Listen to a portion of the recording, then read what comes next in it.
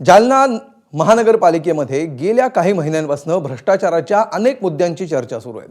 विकासाच्या मुद्द्याबरोबरच इथं भ्रष्टाचारामुळे विकासाला खीळ बसल्याचा आरोप करण्यात येतोय। त्यामुळे भ्रष्टाचाराबाबत आणि शहराच्या विकासाबाबत भावी नगरसेवक आणि स्थानिकांना काय वाटतं जाणून घेतलंय आमच्या प्रतिनिधीनं। महानगरपालिकेसमोरची प्रश्न, नव्या सत्ताधाऱ्याकडून अपेक्षा, असे विविध गोष्टी आपण जाणून घेण्याचा प्रयत्न करत आहोत।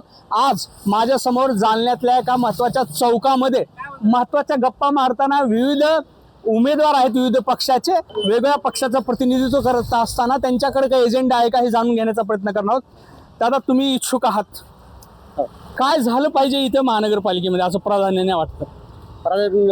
नगरपालिकेच्या अनुषंगानं ज्या लोकांना सुविधा पाहिजे त्या मिळाल्या पाहिजे, परंतु दुर्दैवानं आमच्याकडं जी लिडरशिप तयार झाली त्यामध्ये एक संस्कृतीच तयार झाली बा टक्केवारीची।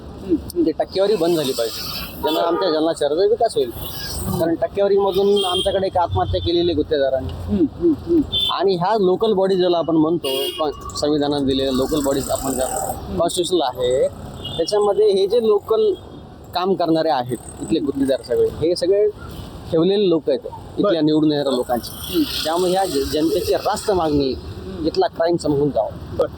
तुमचा काय एजेंडा आहे? आमचा एजेंडा एकच आहे की आम्ही कुठल्याही, म्हणजे मी मनसेच्या वतीने तुम्हाला सांगतो की कुठल्याही क्रिमिनल माणसाला आम्ही तिकीट देणार नाही। 54 खून आमच्या जालन्यात अप्रॉक्सिमेटली वर्षभरात होतात, त्यामुळे कुठल्याही गुन्हेगारी प्रवृत्तीच्या माणसाला आमच्याकडे थारा देणार नाही, बिलकुल देणार नाही। आणि आम्ही आतापर्यंत जो भ्रष्टाचार या 25 वर्षात जालन्यात झालेला आहे त्याची चौकशी व्हावी आणि जे दोषी आहेत त्यांना शासन व्हावं। बरं, हा एजेंडा एक क्राईमच्या बाबतीत त्यांनी बोलून दाखवला। टक्केवारीचा एक प्रश्न आला, तुमचं काय मत आहे की हे टक्केवारी तर बंद झालेली पाहिजे? आणि जालना शहरामध्ये जे आजकाल दिवसा ढवळ्या खून पाडायला लागलेत, मारामाऱ्या व्हायला लागलेत, ह्या प्रकरणावर कुठं ना कुठं आपण आळा बसलाच पाहिजे अशी आमची प्रामुख्याने एक नागरिक म्हणून जवळपास मागणी आहे, सर्व नागरिकांची मागणी आहे।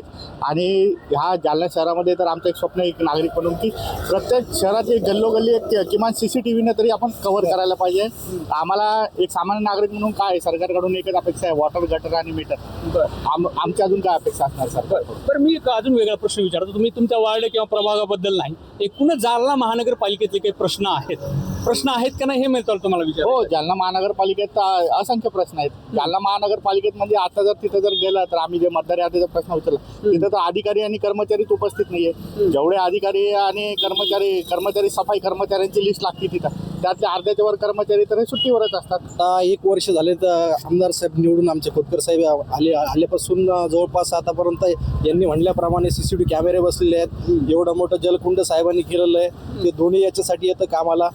आपलं काय म्हणतात, गणपती असावं किंवा देवी असावं किंवा छटपूजा असावं, यासाठी एवढा 18 कोटीचा साहेबांनी बांधलेला आहे। जवळपास रस्ते असावं, आतापर्यंत साहेबांनी 500 कोटी प्लस कामं केलेली आहेत, रस्ते म्हणावं बाकीचे म्हणावं। आमदार फंडात प्रश्नच राहिला नाही, आमदार फंडातून आता होत आहेत ना। आता 1 वर्ष तर झालंय, आता मागच्या 5 वर्ष गॅप होता साहेबांचा। कामाची सुरुवात झालेली धडाक्याने साहेबाच्या माध्यमातून, खोतकर साहेबाच्या माध्यमातून। सरकार तर यांचीच आहे ना मागच्या 2014 पासून, मग तेव्हापर्यंत काय झालंय? फक्त बॅनर लागलेले, फ्लॅक्स लागलेले, कामाचा काही पत्ता नाही। फक्त यानं आणलं त्यानं आणलं, फक्त इतकं चालू आहे, विकास तर काहीच नाही, फक्त भकास आहे।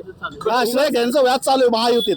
यादी तर बरीचशी आहे, नियोजन केलं पाहिजे, जसं या मित्रांनी सांगितलं गुंडगिरी केली पाहिजे। कालचंच प्रकरण बघा, या ठिकाणी अशा छोट्या छोट्या व्यावसायिकांना धमक्या देतात लोक। तर मला असं म्हणायचं की जे वरिष्ठ राजकारणी लोक आहेत, जे कोणी अधिकारी लोक, याला वचक बसला पाहिजे।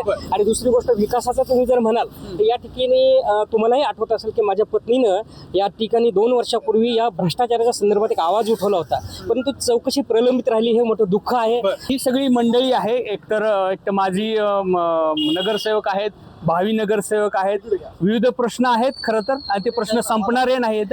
मात्र असेच काही प्रश्न घेऊन आणि त्याच्यावरती काही समाधान आहे का ते पण शोधण्याचा प्रयत्न आपण करणार आहोत। ABP माझा, जालना।